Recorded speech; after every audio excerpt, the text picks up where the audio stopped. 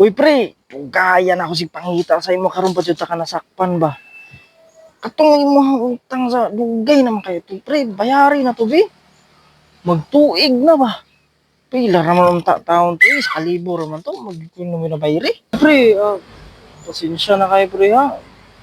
Gipit man jud kaayo ko pre, karong panahon na pre.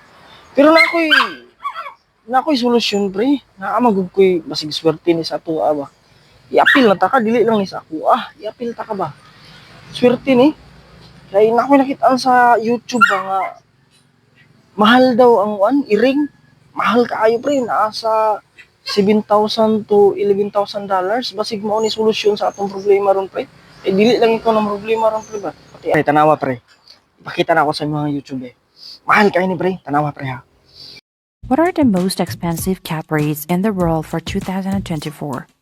This is what we're going to talk about in this video. Cats are the second most. Number 3. Khao Mani. The Khao Mani is a Thai cat breed that was kept a secret for centuries. In 1999, Thailand declared the Khao Mani a protected species and introduced the breed to the United States to establish a breeding program to prevent extinction. These naturally occurring cats have all white fur and striking jewel-like eyes, often of 2 different colors, earning them the nickname Diamond Eye Cat. Because the Khao Mani is a newer breed outside of Thailand, the price range can vary greatly, from $7,000 to $11,000, making them one of the most expensive cat breeds due to their importation cost. Ang iring akong ingon oh. Sigmo na ning iring nga ba? Anong mata oh? Buka daw ang mata mi. Baligya ka na mo ming kay perting mahala ra ba nimo ming makabayad mi sa utang ming. Nara. Oh?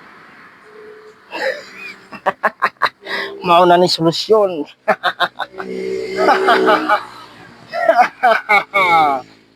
Pre nara pre, bayad na to sa utang.